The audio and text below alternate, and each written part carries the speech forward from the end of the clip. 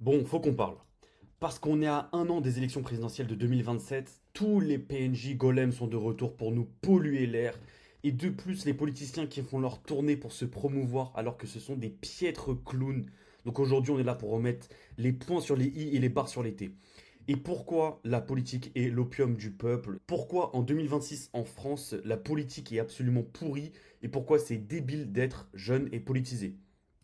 Donc au sommaire, je vais d'abord dans un premier temps expliquer pourquoi je fais cette vidéo. Ensuite, je vais expliquer pourquoi la politique est une escroquerie montée de toutes pièces, c'est du putain de scam. Et enfin, en troisième point, comment sortir de cette boucle. Donc, on est parti. Cette vidéo va être un peu longue, donc n'hésite pas à la regarder en plusieurs fois ou juste te poser devant. Je vais illustrer bien sûr tous mes propos avec des exemples, avec des documents. Donc, on est parti. En premier point, pourquoi je fais cette vidéo? Parce que plus tu grandis, plus tu seras amené à être politisé. Moi, ma chaîne s'adresse à des jeunes hommes, comme je le dis dans chaque vidéo. Mais plus tu vas grandir, plus tu seras amené à te politiser. Soit par toi-même, parce que tu vas t'intéresser à la politique, à l'avenir de ton pays, à qui te dirige, ou sinon par la pression sociale. C'est-à-dire que tes proches, tes amis, ils vont te dire oui, mais tu dois aller voter parce que c'est important, parce que c'est le devoir citoyen, nanana. Ensuite, je fais cette vidéo pour te montrer à quel point les politiciens, et ça, je l'insiste, de strictement tous les partis, se foutent royalement de ta gueule, se foutent royalement de l'avis du peuple et se torchent avec la démocratie. Ensuite, je fais cette vidéo pour qu'on arrête de nous dire oui, mais le devoir citoyen, on s'est battu pour avoir ce droit, etc. Alors oui, mais dans le contexte actuel, en fait, les politiciens se torchent tellement avec la démocratie qu'aujourd'hui, le devoir citoyen n'a plus aucun sens. Ensuite, je vais t'expliquer que le premier parti de France est celui de l'absentéisme et que les Français perdent confiance en la politique chaque année. Et enfin, comme je l'ai dit, comment sortir du piège politique, de la boucle infernale. T'as l'impression de faire quelque chose de bien en votant, mais tu vas voir que c'est strictement inutile. Alors, la politique est une escroquerie montée de toutes pièces. C'est la partie la plus longue, il faut que je te l'explique parce que les gens sont beaucoup trop matrixés par la politique, alors que c'est du scam de A à Z. Premièrement, la gauche et la droite mangent à la même table pendant que le peuple se déchire. Pendant que toi et ton pote, pendant que toi et tes camarades, vous battez parce que la droite c'est méchant, la gauche c'est méchant, nanana.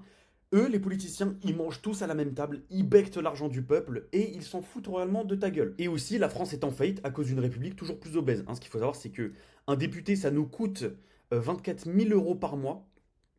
Parce qu'en fait, ce qu'il faut savoir, c'est qu'il a un salaire de 7 209 euros par mois, sauf qu'il a tellement de primes et d'aides et de ci et ça pour ses déplacements, pour sa secrétaire et ci et ça, que ça nous coûte 24 000 euros par mois aux contribuables. C'est-à-dire, soit, en fait, c'est toi qui payes pour lui, en fait, ou tes parents. Bref, en gros, c'est les impôts qui payent pour des fils de pute qui en ont rien à foutre de toi. Encore une fois, je donne un autre exemple. L'affaire Liana, bon, l'affaire Liana, c'est assez connu, c'est assez gore. Voilà, c'est une petite fille qui malheureusement s'est fait tuer et s'est fait V par un pédophile. Voilà, il n'y a pas d'autre mot. Et donc, pendant que le peuple, il est dehors en train de manifester, faut que la justice, elle change, faut mettre en prison les gens qui V et les pédos. En fait, l'Assemblée nationale s'en bat les couilles. Voilà, ils s'en battent les couilles, ils se renvoient la balle, ils font du ping-pong entre non, mais c'est la faute de tel parti politique, non, c'est. Voilà. Pendant que des petites filles et des petits enfants voilà, se font. Je peux pas dire ça sur, sur YouTube, et bah, l'Assemblée nationale s'en bat les couilles. Donc voilà, c'est pour ça que les députés sont dégoûtés, enfin certains députés sont dégoûtés, excuse-moi, comme Laure Millet qui, dans une séance, a dit que j'ai honte de la politique en France, c'est normal, hein. Parce que pendant que tu manifestes, les politiciens n'ont strictement rien à foutre de ce qui se passe dans le pays, c'est magnifique. Aussi, pourquoi la politique est du scam? Parce que, en fait, voilà, Macron, oui, en 2027, il va dégager parce qu'il a fait ses 2 mandats. En fait, pas du tout. En fait, Macron ne va pas partir en 2027. Pourquoi? Parce qu'il a nommé à la Cour des comptes jusqu'en 2053. Je ne sais pas si on s'en rend compte. On est en 2026. Jusqu'en 2053, il y aura une macroniste à la Cour des comptes.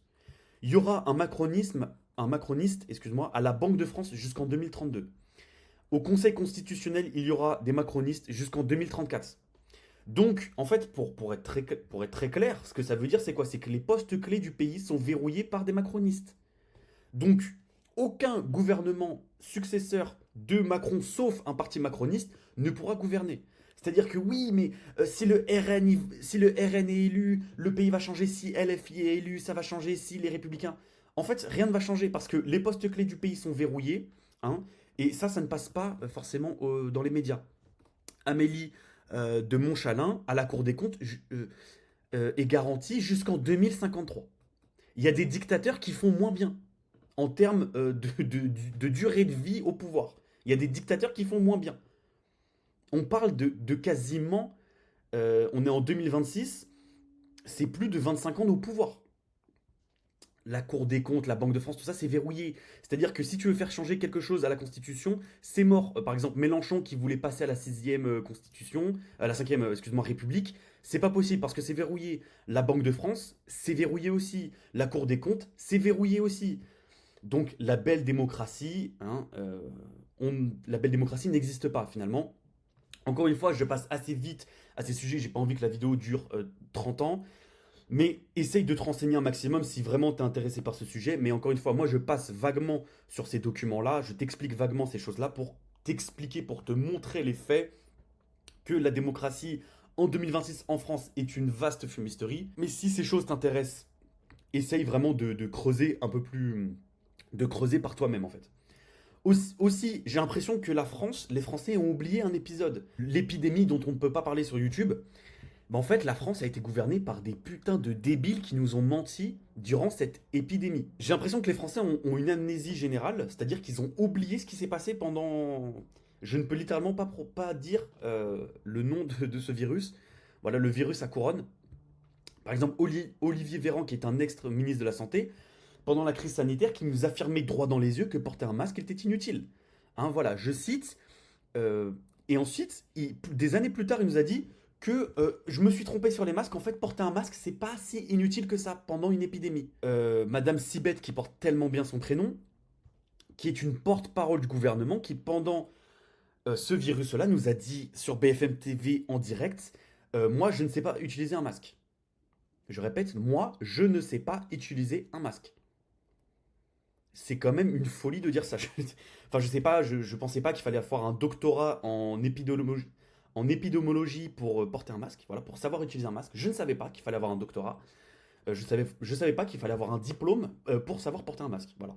Donc pendant cet épisode-là, en 2020-2019, la France était gouvernée par des putains de débiles. Et j'ai l'impression que les Français ont oublié ça. Ensuite, hein, vous inquiétez pas, il y a encore des choses. La France, en 2026, c'est quoi? C'était des politiciens positifs à la drogue. Parce que il y a très récemment, le gouvernement a fait dépister à plein de politiciens, donc que ça soit des ministres, des porte-paroles, des gens dans les cabinets, bref, ministériels, des tests positifs aux drogues, enfin des tests, excuse-moi, à la drogue. Et le gouvernement a dit, mais finalement, on va pas divulguer les résultats. Bah, qu'est-ce que tu caches? C'est bizarre parce que ne pas divulguer des résultats concernant de la drogue, c'est quand même louche.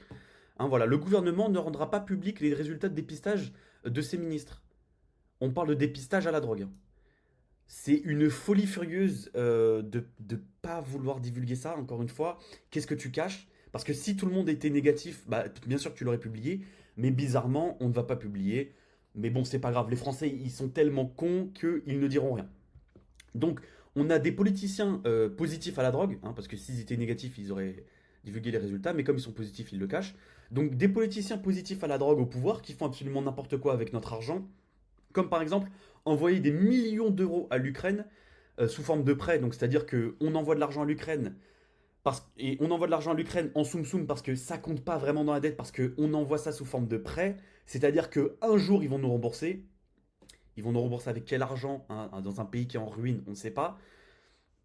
Alors que les finances du pays sont en ruine et que l'Ukraine est dans un putain de scandale. Surtout que Zelensky est dans une tourmente à cause des scandales de corruption. Mais bon, l'Ukraine est le pays le plus corrompu d'Europe, mais bon, ça change rien. Et encore une fois, la dette de la France, ça, c'est pas une nouveauté. On bat des records. Voilà, donc en fait, ce qu'il faut savoir, c'est que la dette de la France, c'est 3 482 milliards. Et encore, ce chiffre s'arrête en 2025, au trimestre 3. Donc ça a encore augmenté. Ce qu'il faut savoir, c'est que chaque seconde, c'est une augmentation de 5 000 euros. Voilà. Chaque seconde, la dette augmente de 5 000 euros. C'est magnifique. et on envoie de l'argent, on envoie des millions d'euros en Ukraine. Encore une fois, si on envoie de l'argent à des pays étrangers, c'est que tu payes trop d'impôts. Voilà. Parce que si, en fait, si tu envoies de l'argent à à des pays étrangers alors que toi-même tu n'as pas d'argent, c'est que quelque part il y a des gros problèmes. En parlant de dette, le sujet numéro un quand on parle de la dette, c'est les retraites. Et pourquoi les retraites est un foutage de gueule national? Et ça, c'est un scandale, je ne sais pas pourquoi on n'en parle pas. C'est qu'en 1997, la France a voté la retraite par capitalisation. C'est-à-dire qu'en France, aujourd'hui, quand tu payes des impôts, tu vas payer la retraite des gens qui sont actuellement à la retraite. Tu vas pas cotiser pour toi, tu vas cotiser pour les gens qui sont à la retraite. Sauf qu'en 1997, on savait très bien que la population, il y aurait un changement de population, que la population tend à être de plus en plus vieille, et donc il y a beaucoup plus de gens à la retraite par rapport au nombre d'actifs. C'est le graphique que j'ai mis là. Voilà, en fait, en 1975, pour un retraité, il y avait environ 3 personnes actives. Et en 2021, pour une personne à la retraite, il y a 1,7 personnes actives. Bon, tu m'as compris, c'est un peu moins de 2, c'est une catastrophe. Donc ça, les gens en 1997, ils avaient compris ça, donc ils ont voté la retraite par capitalisation. C'est-à-dire qu'une personne qui est à la retraite, en fait, elle a payé durant sa vie active, elle a payé sa propre retraite. Ça a été voté en 1997, mais le Parlement il a été dissous, et finalement, dans les années 2000, on est revenu sur la loi, sauf que la loi n'est jamais rentrée en vigueur. Bref, pour faire simple, donc, la belle démocratie, tu votes pour des députés, pour que eux-mêmes votent pour des lois qui ne sont pas appliquées. Voilà, c'est magnifique. Et on en revient en 2026, où les retraites représentent 14% du PIB, enfin 14% des dépenses du PIB. Et voilà, c'est une catastrophe. 370 milliards d'euros par an. Et chaque année, la retraite, ça nous creuse un déficit de 50 milliards d'euros.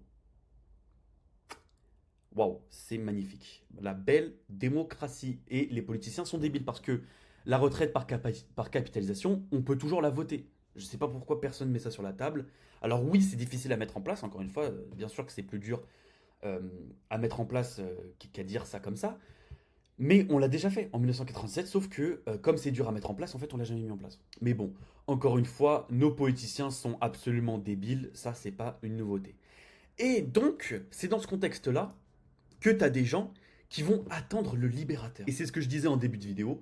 Tous les 5 ans, tu as une armée de PNJ golems 3 fois vaccinés qui vont venir et qui vont t'expliquer que oui, mais ça va changer avec ces élections-là, que en fait non, ces élections-là, c'est les élections qui vont libérer le peuple, le système va changer. Tu vois, en fait chaque année, en fait à chaque élection, tu entends ces mêmes phrases de PNJ. Oui, mais c'est la faute de la gauche, de la droite. Avec tel parti politique, ça va changer. Votez bien en 2027 parce que sinon la France va être en faillite, parce que sinon la France elle va exploser. À croire ça, il faut faire barrage à la haine, il faut faire barrage aux extrêmes. Si un tel est élu, c'est la fin du monde, c'est la fin de la France. Si un tel est élu, tout va changer, le système va changer. Et c'est la dernière chance pour voter bien, pour bien voter, pour que le système change, parce que sinon c'est la fin, c'est la dernière chance, etc. Excuse-moi. Donc en fait, voilà. Sauf que l'attente du libérateur n'existe pas. Encore une fois, tu te bats pour un parti politique qui en a rien à foutre de toi. Tu penses faire une bonne chose en votant, mais à peine élu, il te chie dessus. Hein, il suffit de voir le nombre de politiciens qui ont été élus qui n'ont jamais suivi leur programme, c'est-à-dire tous les politiciens, tous les présidents. Ce qu'il faut savoir, c'est que voilà, le système, il a été mis en place par une poignée d'individus, par les banques et les médias surtout. Suffit de voir tous les scandales qui éclatent, Sarkozy, Epstein, les messages de von der Leyen, etc. Je vais pas trop en parler parce que on est sur YouTube, je peux pas parler librement de ces sujets-là, mais je pense que tu vois très bien de quoi je veux parler en fait. Et encore une fois, comme je l'ai dit juste avant, avec Macron qui a verrouillé tous les postes clés du pays, la démocratie est verrouillée. Encore une fois, suffit de voir les statistiques. Tous les députés que tu vois à l'Assemblée nationale, derrière eux, il y a des lobbies qui poussent que ce soit des lobbies dans la santé, dans l'agroalimentaire, etc. Donc oui, en fait, on est écolo, on va voter contre les pesticides, etc. Sauf que tu as des énormes lobbies industriels agroalimentaires qui, en fait, envoient des millions d'euros à ces députés-là pour pas qu'ils votent les lois. Pareil pour la santé, pareil pour n'importe quoi, pareil pour le transport, etc. etc. Il n'y a que des lobbies. C'est pour ça que les politiciens ne font rien. D'ailleurs, excellent livre, Députés sous influence, qui montre bien les lobbies qui verrouillent en fait l'Assemblée dans le pays. De plus, en fait, le droit européen prime sur le droit français. C'est vraiment bizarre, enfin c'est un peu incompréhensible de dire ça, mais un député européen pour qui tu n'as sûrement pas voté a plus de pouvoir qu'un député français dans certaines conditions. Donc c'est assez fou de dire ça, mais voilà, si une loi française va à l'encontre d'un règlement ou d'une directive européenne, la loi est abrogée. Voilà, la loi n'existe pas, la loi ne peut pas être votée. Ce qui est assez dingue en fait, parce que c'est-à-dire qu'un pays ne peut pas être souverain. Quand un pays rentre dans l'Union européenne, le pays ne peut plus être souverain en votant ses propres lois. Voilà, tu dois être soumis aux lois européennes, donc tu dois être soumis. C'est pour ça d'ailleurs que le Mercosur a été voté alors que la France était contre, et que ça va absolument tuer l'agriculture française. C'est parce que voilà, la loi européenne prime sur le droit français. Ce qui est dingue à dire et ce que certaines personnes ne comprennent pas. Et aussi, il y a plusieurs choses que les gens ne comprennent pas, c'est que les boomers sont ceux qui votent le plus. Et que quand sur les réseaux sociaux, tu vois les PNJ, les politiciens qui font leur propagande pour voter pour eux, etc. Oui, mais les boomers ne sont pas sur les réseaux sociaux. La réalité du terrain, c'est que les boomers sont ceux qui votent le plus et que les jeunes sont ceux qui ont le plus haut d'abstention. Il suffit de voir ces deux documents-là. Et donc, les boomers, eux, ils allument la télé et ils avalent ce qu'ils voient. Donc, convaincre un boomer ne se fait pas sur les réseaux sociaux ou avec du militantisme. Le boomer, il vote la sécurité. Pourquoi Macron a été réélu et pourquoi Macron est, la personne largement en tête dans les personnes qui ont plus de 50 ans, enfin, enfin, plus de 65 ans, mais qui est aussi très, comme on peut le voir, très présent dans les personnes à 50 à 64 ans, mais il explose à 65 ans et plus, donc des gens à la retraite, c'est que les boomers en ont strictement rien à foutre du pays. Les boomers en ont strictement rien à foutre qu'il y ait de la dette. Les boomers en ont strictement rien à foutre de l'écologie, que l'industrie en France n'existe plus, que l'agriculture en France est absolument en danger d'extinction. Les boomers en ont rien à foutre. Eux, ce qu'ils veulent, c'est leur retraite. Ce qu'ils veulent, c'est une pseudo-sécurité, que voilà, que la retraite tombe chaque mois, qu'ils puissent aller en vacances, qu'ils puissent dépenser de l'argent. Ils ont acheté leur maison quand le marché de l'immobilier valait absolument rien. Ils avaient un pouvoir d'achat d'enculé à une époque où justement, en fait, l'inflation, en fait, quasiment les salaires étaient indexés sur l'inflation. Ils avaient un pouvoir d'achat d'absolument n'importe quoi. Et donc eux, ils en ont strictement rien à foutre parce qu'ils ont connu les plus belles années de la France et ils sucent le pays. C'est pour ça d'ailleurs que avec le virus qu'on peut pas dire sur YouTube, ces gens-là voulaient des vaccins, voulaient des masques parce qu'ils en avaient rien à foutre. Et d'ailleurs, c'est pour ça que l'abstention gagne du terrain à chaque élection. Et surtout, en fait, on va t'expliquer que oui, mais l'abstention, c'est pas bien. Les gens qui font de l'abstention, c'est des gens qui sont contre la démocratie. Que si le candidat qui va changer le système, il n'est pas élu, c'est à cause de l'abstention, etc. Alors, premièrement, les gens qui s'abstiennent de voter, comme moi par exemple, moi je ne vote pas parce que le système politique ne me convient pas. Le système politique est absolument verrouillé, hein, c'est débile de voter. On l'a vu que la démocratie c'était qu'une vaste fumisterie. En fait, les gens ils se disent oui, mais t'as pas voté, c'est pour ça que le système il change pas, c'est pour ça que Macron il est encore au pouvoir, c'est pour ça que le centre il est encore au pouvoir, c'est pour ça que la haine va arriver au pouvoir, etc. Mais qui t'a dit premièrement que je vais voter pour ton candidat? Qui t'a dit que ton candidat n'a pas été élu à cause de moi, à cause de l'abstention en fait. Donc c'est absolument débile. Et aussi en fait on te conditionne depuis tout petit de penser comme un bon petit républicain, que un jour si tu votes le système il va changer, que tu vas sortir de ta vie misérable, qu'en fait le politicien si tu votes pour lui il va toquer à ta porte, il va te dire merci monsieur, merci d'avoir voté pour moi, tenez un poste, tenez voici de l'argent, tenez voici la belle vie, etc. Alors que pas du tout. Demain, Mélenchon il peut arriver au pouvoir, qu'on l'a vu, les postes clés en France sont verrouillés. Il ne pourra ni changer la constitution, ni changer la politique économique de la France parce que la Banque de France et la Cour des comptes est verrouillée. C'est la merde. Le système ne changera pas, le système est verrouillé, mais on t'a conditionné à penser comme un bon petit républicain. Il faut voter, il faut faire de la politique, il faut militer parce que voilà, je suis un bon petit citoyen. Et aussi, comme on l'a vu, imagine que tu penses que les choses vont changer en mettant un bout de papier dans une boîte tous les 5 ans, alors que ton candidat est soumis à un lobby, à l'Union européenne, aux banques et aux médias qui sont détenus qui sont détenus par une poignée de personnes. Voilà, tout simplement. Maintenant que le constat est fait, bah, comment s'en sortir? Et pour ça, premier point, l'argent. L'argent est le nerf de la guerre. Il ne faut pas peur de le dire, il ne faut pas être peureux, il ne faut pas avoir honte de le dire. Il faut faire de l'argent, on veut de l'argent. Les partis politiques se remplissent les poches sur notre dos, sur le dos du contribuable. Ils piochent tous dans la caisse commune, ils piochent tous dans nos impôts, ils piochent tous dans la caisse, sauf que nous, voilà, faire de l'argent, c'est tabou. Et que ce soit, d'ailleurs, tout le monde pioche dans la caisse, hein, que ce soit les partis de gauche ou de droite. Hein. Voilà, par exemple, Anne Hidalgo, qui a dépensé plus de 84 000 euros en frais de représentation, hein, alors qu'elle s'était payé des robes Dior, encore une fois, des vêtements de luxe, qui a financé des voyages à Tahiti, etc. Tout ça avec l'argent du contribuable. Mais bon, c'est passé sous les radars, elle n'a pas été condamnée. L'affaire Balkany pour détournement de fonds publics. Édouard Philippe sous double enquête pour détournement de fonds publics.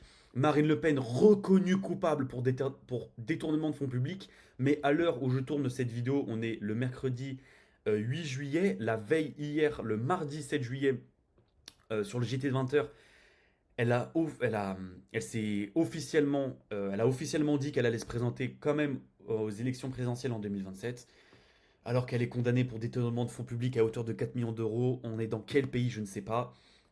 C'est absolument un scandale. Tout ça pour dire, il faut faire de l'argent. On n'a pas honte de le dire. Pourquoi? Parce que l'argent est le nerf de la guerre. Pourquoi les médias sont aux mains d'une poignée de milliardaires? Parce que les milliardaires ont compris une chose. L'argent est le vecteur important pour militer. Tu peux faire une influence de masse, tu peux influencer la plèbe, en fait, tu peux influencer le monde. Tu as un pouvoir, tu as une capacité d'action, ça te permet d'attaquer ou de défendre ce que tu veux, ou toi-même d'attaquer des gens en justice, ou de se défendre en justice, aussi de défendre certaines causes, par exemple. Je ne sais pas si la cause animale te tient à cœur, bah, le jour où tu fais de l'argent, tu peux envoyer de l'argent pour défendre cette cause-là, ou la cause agricole, si tu es pour les agriculteurs, l'agriculture française, etc., avec l'argent, bah, tu peux défendre ces causes-là beaucoup plus facilement qu'en n'ayant rien du tout, finalement, en n'ayant pas d'argent. D'ailleurs, suffit de voir l'affaire Sarkozy. D'ailleurs, Sarkozy, le mec a été condamné, a été doublement condamné pour euh, financement illicite de campagne présidentielle. Et aussi, il a été condamné pour avoir dépassé le seuil, il me semble, d'argent qu'un candidat à la présidentielle peut dépenser pour sa candidature.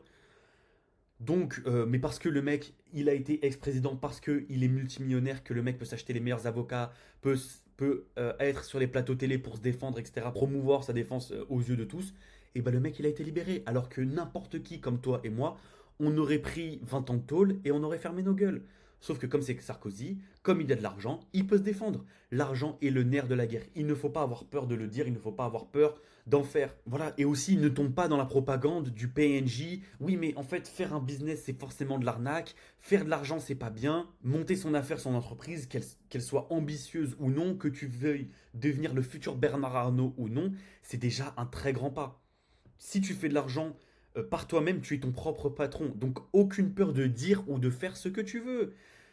Malgré que certains risques persistent quand même, hein, ne soyons pas aveugles. Si demain tu as ton propre business, mais que tu commences à soutenir certains partis politiques jugés un peu extrêmes, etc., forcément que les gens vont te pointer du doigt, qu'ils vont te traiter de tous les noms, etc., que tu vas perdre certains accords, certains, on va dire, peut-être partenaires de business, etc., mais on en a strictement rien à foutre.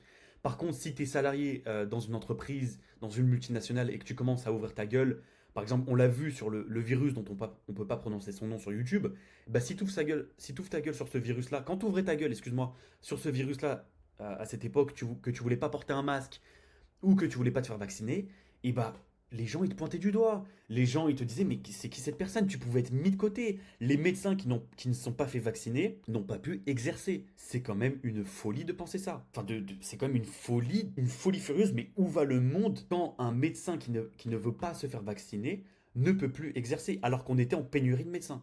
Donc c'est absolument n'importe quoi. L'argent c'est le pouvoir. Et en plus si tu en fais en n'étant pas aligné à qui que ce soit, tu peux en faire ce que tu veux. Tu peux dépenser de l'argent, encore une fois ce que j'ai dit, tu peux dépenser de l'argent dans les causes que tu veux. Bref, c'est le nerf de la guerre. Si tu ne sais pas quoi faire de ta vie, il y a ces très bonnes vidéos sur YouTube que j'ai faites. Donc n'hésite pas à la voir sur ma chaîne YouTube. On continue. Deuxième point sur comment s'en sortir, la fraternité. Parce que être seul, c'est être vulnérable. Il faut que tu t'entoures, excuse-moi, de personnes avec la même mentalité que toi. Le genre de personnes avec qui vous allez vous entraider mutuellement pour devenir des guerriers. Il faut que tu t'entoures de personnes qui ont strictement la même mentalité, les mêmes ambitions, les mêmes envies que toi. Parce que quand tu es seul, tu es vulnérable à tes propres pulsions, tu es vulnérable au fait de ne plus vouloir, de ne plus avoir la motivation, la discipline de continuer. C'est pour ça que c'est extrêmement important de t'entourer d'hommes qui ont la même mentalité que toi, qui vont te pousser vers le haut. Et ça passe par le fait de déjà plus traîner avec des personnes qui ne te correspondent pas, des personnes avec qui te poussent vers le bas en fait, qui te poussent à être fainéant, qui te poussent à ne rien faire, etc. Donc la fraternité, c'est extrêmement important. Il ne faut absolument pas penser que oui, mais moi je suis un loup solitaire, etc. Tout seul je vais me faire, tout seul je vais réussir. C'est extrêmement faux. Si tu veux t'entourer des personnes qui ont la même mentalité que toi, encore une fois, j'ai fait plein de vidéos sur YouTube à ce sujet-là. N'hésite pas à jeter un coup d'œil à ma chaîne YouTube, il y en a plein, plein, plein, plein. J'ai fait plein de vidéos là-dessus. Ensuite, le troisième point est le plus évident, la discipline, le mindset et la santé mentale. C'est mes vidéos. Sur chacune de mes vidéos, je parle de ça. Donc n'hésite pas à les regarder encore une fois. N'hésite pas à t'abonner à ma chaîne YouTube. Je parle beaucoup de ces sujets-là. Ton mental peut être très bien être ton bourreau comme ton libérateur. C'est ce qui fait la différence sur le long terme. Avec une bonne mentalité, un échec devient une leçon, une moquerie devient une motivation. Ce qu'il faut savoir, c'est que la santé mentale est extrêmement importante pour ne pas craquer, car tout le monde va te juger et te critiquer. Même ta famille. Quand je fais mes vidéos, quand je tourne mes vidéos, ma famille se moque de moi. Mes amis, certains amis avec qui j'en ai parlé, ils ont regardé mes vidéos, ils se moquent de moi. Mais j'en ai strictement rien à faire parce que j'ai la bonne mentalité. Je sais que voilà, un jour ça va le faire et que chaque fois qu'ils me pointent du doigt en disant quelque chose, ça me donne une motivation en plus. Et bien sûr, la discipline, j'ai pas besoin de l'expliciter, mais c'est extrêmement important. Et encore une fois, le bon mindset aussi. Et quand je parle de mindset, je parle, attention, ici je parle de mental, de mindset, etc. Je ne parle pas de la petite voix qui, elle, va énormément te limiter dans tes actions. La petite voix qui te dit oui, mais ça se trouve, tu vas pas réussir, ça se trouve, tu vas échouer, etc. En fait, cette petite voix qui te dit oui, mais tu vas pas réussir, etc. C'est ce qu'on appelle le biais du survivant. En fait, dans ce contexte-là, bien sûr que la petite voix au quotidien elle te limite. Mais en parlant de business, cette petite voix qui te dit oui, mais pour une personne qui réussit, il y en a 100 qui échouent. Why are you gay? Why are you gay? Le biais du survivant est la chose la plus gaie qui existe. Les gens qui parlent du biais du survivant, je vous regarde comme ça. Why are you gay? Parce que c'est une phrase de gros lard qui ne veut pas agir. Parce que flash news, toutes les personnes qui ont réussi, ce sont des personnes qui ont essayé. Donc le biais du survivant, tu peux te le mettre bien profond là où je le pense. Parce que c'est tellement gai de penser que tu ne peux pas réussir. Que non, mais je peux pas réussir parce que ma condition sociale fait que je ne peux pas. Parce que mon physique fait que je ne peux pas réussir. C'est tellement gai de penser ça. C'est tellement limitant. Mais excuse-moi, mais est-ce que t'es un gros lard pour penser ça? Est-ce que t'es un gros lard pour penser ça? Que tu ne peux pas réussir parce que X ou Y chose. Arrête de penser que le biais du survivant, c'est ce qui va te limiter. Arrête de penser ça. Parce que toutes les personnes qui ont réussi, ce sont des personnes qui ont essayé. Donc pourquoi tu n'essayes pas? Pourquoi tu n'essayes pas? Et encore une fois, si tu as la bonne mentalité, chaque échec devient une leçon. Chaque échec permet de mieux rebondir. Tu penses que oui, je sais que c'est une phrase que tu as entendue à chaque fois. Oui, mais les millionnaires, ceux qui ont monté les entreprises, etc., tu penses que c'est des gens qui ont réussi la première fois? Je sais que cette phrase, on te l'explique à chaque fois. Mais c'est tellement...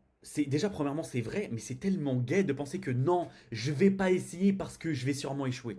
C'est tellement gai. Et puis, si tu as cette mentalité-là, écoute, oublie. Ne regarde pas mes vidéos, regarde les vidéos de divertissement, regarde Michou, regarde Squeezie, divertis-toi. Ne regarde surtout pas mes vidéos parce que si tu as cette mentalité-là, tu es une sale merde. Voilà, je te le dis, tu es une sale merde. Et aussi, pourquoi les gens ne veulent pas que tu réussisses? Pourquoi l'État ne veut pas que tu réussisses? Parce que, en fait, il faut que tu restes dans le système. Depuis petit, l'État veut que tu restes dans le système. Parce que si tu restes dans le système, tu as tout juste assez pour être confortable, tout juste assez pour ne pas te révolter, tout juste assez pour ne pas te poser des questions sur qui te gouverne, sur pourquoi le système est comme il est, etc., etc. Tu vas voter tous les 5 ans et tu vas retourner dans ton métro boulot dodo en pensant que tu as fait une bonne action, alors que ça ne va strictement rien changer. Tu votes, tu mets ton petit papier dans la boîte, tu penses que tu as fait une bonne action parce que c'est mon devoir citoyen et parce qu'on s'est battu pour avoir ces droits-là, alors que le système est comme il est, il ne va pas changer. Et d'ailleurs, Alexis de Tocqueville le disait très bien au 19e siècle, le danger des sociétés, c'est un État qui te berce jusqu'à ce que tu deviennes inutile, c'est-à-dire que tu deviennes léthargique, que tu deviennes un pion constamment diverti, que tu ne deviennes pas un acteur majeur, que tu ne deviennes pas quelqu'un qui se révolte, quelqu'un qui pense, quelqu'un qui se pose des questions, bref, que tu deviennes juste un PNJ, voilà, tout simplement. En fait, l'État va te castrer et te formater à rester dans une case, à ne surtout pas sortir de cette case, à ne pas se poser de questions. Et c'est pour ça que l'État a créé la meilleure des prisons. Parce que la meilleure des prisons, c'est celle où il n'y a pas de mur, pas de barreaux et pas de chaîne, où tu n'es pas enchaîné. C'est la prison qui te donne juste assez pour pas que tu cherches à t'évader. Et cette phrase résume très bien ça. La masse ne va pas se plaindre tant que le frigo est assez rempli et que la masse est divertie. Il ne se passera rien, rien ne se passera, rien ne changera. L'État a tout pouvoir sur la masse tant que celui-ci est endormi, léthargique, parce qu'il est constamment diverti, qu'il peut suffisamment avoir le frigo rempli, il ne se passera rien. Les PNJ vont tweeter en disant ah, c'est inacceptable ce qui se passe en France. Ils vont tweeter, ils vont faire deux trois manifestations, mais c'est tout. Il ne se passera rien. On le voit avec l'affaire Liana, on le voit constamment avec les problèmes de justice qu'il y a dans ce pays, avec les problèmes de corruption qu'il y a dans ce pays, avec les scandales qui éclatent chaque mois, chaque année, les gros scandales qui éclatent. Il ne se passe rien. La plèbe ne se révolte pas parce qu'elle a trop à perdre. Tant que ton frigo est plein, tant que tu es diverti à scroller sur TikTok, Insta, à avoir Uber Eats, et que tu ouvres la télé et que tu es diverti par telle chose ou telle chose, la plèbe est léthargique, elle ne fait rien parce qu'elle a trop à perdre. C'est pour ça que les gens perdent confiance en la politique, c'est pour ça que voter ne change rien. Voter ne changera rien. Alors encore une fois, on va se quitter là-dessus, parce que voilà, la vidéo était assez longue comme ça. Si tu veux voter, vote, libre à toi. Encore une fois, je ne te dis pas il ne faut pas voter. Je ne te dis pas qu'il ne faut pas s'intéresser à la politique. Parce que moi, je suis quelqu'un qui s'intéresse à la politique, mais je ne vote pas parce que en 2026, dans les circonstances dans lesquelles on est en France en 2026, la politique est pourrie. Ça ne sert strictement à rien de voter parce que les politiciens se foutent de notre gueule. Donc, si tu veux voter, vote, il n'y a aucun problème là-dessus. Si tu veux manifester, si tu veux militer, encore une fois, pas de problème. Mais sache une chose, ça ne changera rien. La démocratie aujourd'hui, comme elle est, n'est plus la démocratie. Donc voilà, on va se quitter là-dessus. N'hésite pas à regarder mes autres vidéos pour savoir comment s'en sortir. Encore une fois, comment s'en sortir, je le détaille énormément dans d'autres vidéos. C'est le but de ma chaîne YouTube, aider les jeunes hommes à être des meilleures versions d'eux-mêmes pour justement sortir de ce système pourri et avoir la meilleure vie possible, tout simplement. C'était Julien Sans Filtre, n'hésite pas à t'abonner à cette chaîne YouTube. Et on se retrouve pour une autre vidéo. Je t'embrasse. Mouah.